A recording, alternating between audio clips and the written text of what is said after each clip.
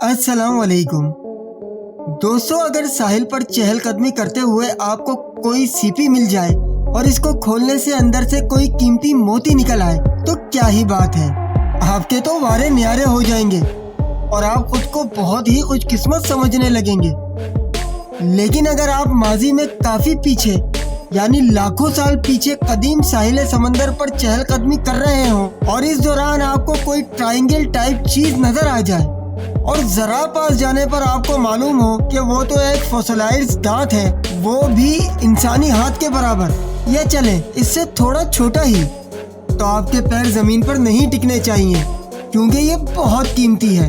ये क्यों इतना कीमती है, इसके पीछे के तमाम राज आज की वीडियो में जानने की कोशिश करेंगे, तो इस वीडियो को पूरा जरूर देखिएगा। दोस्तों, साहिल से मिलने वाले फॉसिल्स को शुरू में ही मेगलाडोन का नाम दे दिया गया। मेगलाडोन असल में यूनानी जुबान के लफ्ज मेगाज यानी ग्रेट और आउडाउज मतलब बदबूदार दांत से लिया गया है, जबकि जदीद लातानी में इसे मेगलाडोन कहा जाने लगा क्योंकि ये मिलने वाले फॉसिल्स असल में किसी बहुत बड़ी शार्क के दांत थे।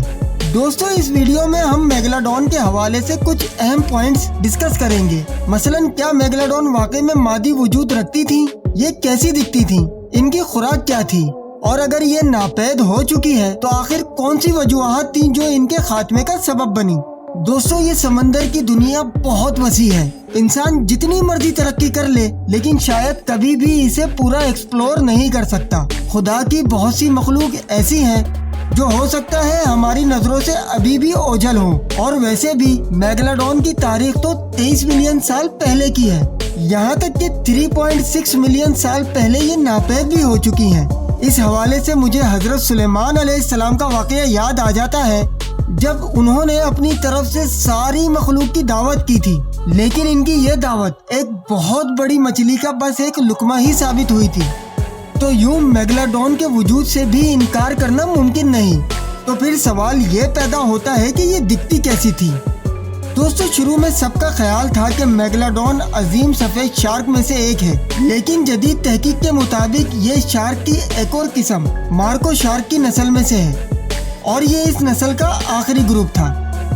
अंटार्कटिका के अलावा दुनिया के हर बड़े आजम मसलन यूनाइटेड अमेरिका, जनूबी ऑस्ट्रेलिया, शुमाली और जनूबी कैरोलाइन और फ्लोरिडा के खारे पानियों में इसके फॉसिल्स तलाश किए जा सकते हैं।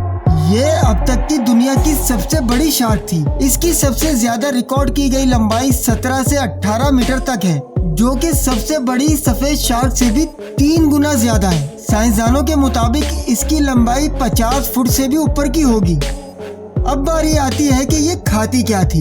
तो दोस्तों, हम सब जानते हैं कि जितना बड़ा किसी का वजूद होता है इसी हिसाब से इसे खुराक की भी जरूरत होती है। आप इंसानों का ही हिसाब लगा लें, मसलन आपकी और आपसे मुख्तलिफ जिसामत वाले शख्स की खुराक में फर्क होगा, इसलिए मेगलाडोन की खुराक भी तहकीक के मुताबिक समंदर के बड़े जानवर जैसे वेल्स, समंदरी कछुए, डॉल्फिन या दूसरी बड़ी शार्क्स थी।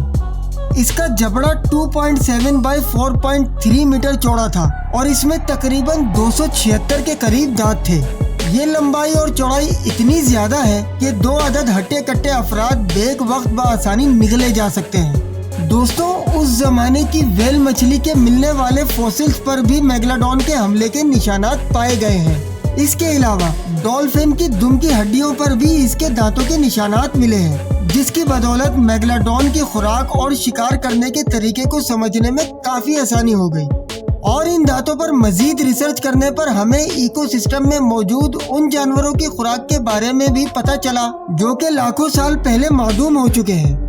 इसके बावजूद कि डिस्कवरी और नेशनल ज्योग्राफिक ने मेगलाडोन पर पूरी डॉक्यूमेंट्री बनाई, ये सोचना कि ये अब भी जिंदा है बहुत ही अहमकाना सोच है, क्योंकि इनके मिलने वाले सबसे आखिरी फॉसिल्स भी 3.6 मिलियन साल पुराने हैं। यहाँ मैं आपकी मालूमात में इजाफा करता चलूँ, फॉसिल्स असल में कहते हैं किसी भी चीज़ की बाकियात जो कि माजी में मौजूद हो और इन्हें मिट्टी से निकाला गया हो। आसान अल्फाज में आप इन्हें आसार कदीमा कह सकते हैं।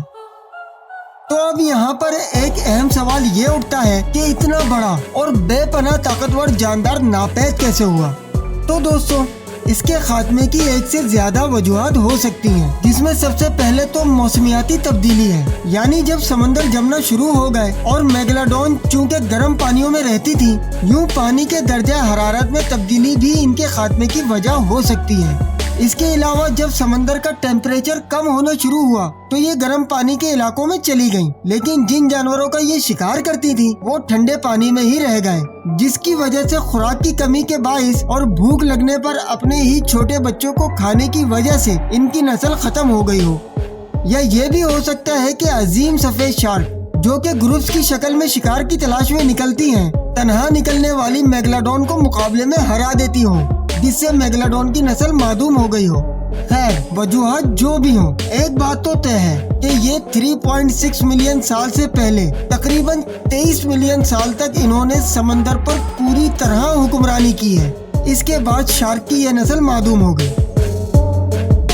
دوستو، آپ کا اس بارے میں کیا کہنا ہے؟ کمنٹ باکس میں اپنی رائے کا اظہار ضرور کریں، اور ایسی انٹرسٹنگ معلومات آپ تک بآسانی پہنچ سکیں اس کے لیے چینل کو سبسکرائب کر کے گھنٹی کے نشان کو بھی دبا دیں۔ ویڈیو کے بارے میں اپنی رائے سے ضرور آگاہ کریں، اور سب سے اہم بات، اپنا اور اپنے چاہنے والوں کا ڈھیر سارا خیال رکھیں۔ اللہ حافظ۔